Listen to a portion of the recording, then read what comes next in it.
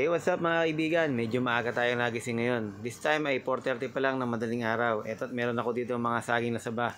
Ipagpe-prepare ko pala ng masarap na almusal yung aking pamilya. Alam ko marami sa inyo ang nakaka-relate na sa tuwing umaga ay pagising nyo ay maghahanap na kayo ng makakain. O yung iba naman, gabi pa lang nakaprepare na sa kanilang mga rep o sa kanilang mga taguan yung mga lulutuin nila sa umaga para nga hindi na mahirap maghanap ng kakainin. Ganyan tayong mga magulang, kailangan mag-prepare tayo ng masasarap na pagkain para sa ating mga mahal sa buhay. Kailangan talaga pagising ng ating mga anak ay meron ng kakainin. Bilang mag-asawa, sa aming mag-asawa, ako ang tagaluto. Ako kasi ang maalam sa kusina. Tama na nga muna yung kwentuhan. Ito nga, mag-prepare na tayo ng ating lulutuin. So meron ako dito ang 8 pirasong itlog. Tinimplahan ko lang ito ng asin at saka ng isang maliit na sachet ng pampalasa. Bali babatihin lang natin itong mga itlog na ating biniya kanina. At doon naman sa may mga hand mixer o mga wire whisk, gamitin nyo na yan para mas madali. Itatabi ko lang muna itong binating itlog at gagaya ko naman itong ating mga tuyo. Bali 3 balot na tuyo ang ating lulutuin ngayon. Kung magana ka nga kumain, mga 3 tuyo ka o higit pa. Pero kung nagda-diet ka naman, hanggang 2 lang siguro ay pwede na. At ito naman yung bahaw na tira namin kagabi. Medyo bagong ani yung bigas namin kaya hindi ganong buhaghag. Yung iba kasi pagkalaon na yung mga bigas talagang buhaghag. Pagka bagong ani yung bigas medyo malagkit-lagkit siya.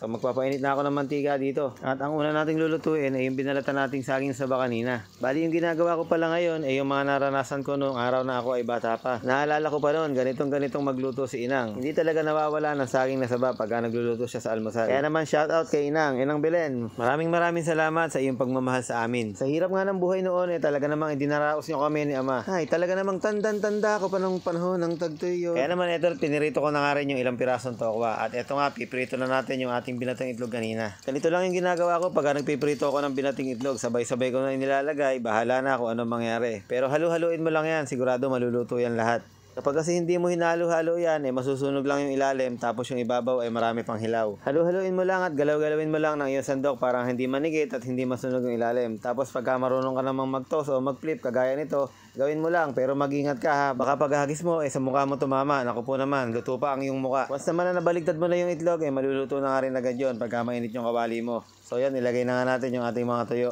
Pirituhin lang natin yung ating mga tuyo ayon sa ating kagustuhan. Huwag masyadong sunog at baka mamaya ay mamait. So ito yung first batch at mamaya naman yung second batch. At ito naman yung second batch. Nakita nyo naman yung mantika natin medyo mamula-mula na talaga. Pero wag ka, yan yung masarap. So ito talaga yung hinahanap-hanap pagka nagsasangag tayo ng ating mga kanin na bahaw. Yung pinaghalong alat ng tuyo at saka yung bawang. Talaga namang mapapaulala ka pagka natikman mo yung ganitong klaseng sinangag sa umaga. Teka nga muna, bago maulihan lahat, meron pala tayong babatiin. Shoutout pala kay Ramir Mercado Borja. Ganon din naman kay Basalisa Achileos. Shoutout din kay Teas Kitchen. Shoutout din kay Dante Conde from Tabaco Albay.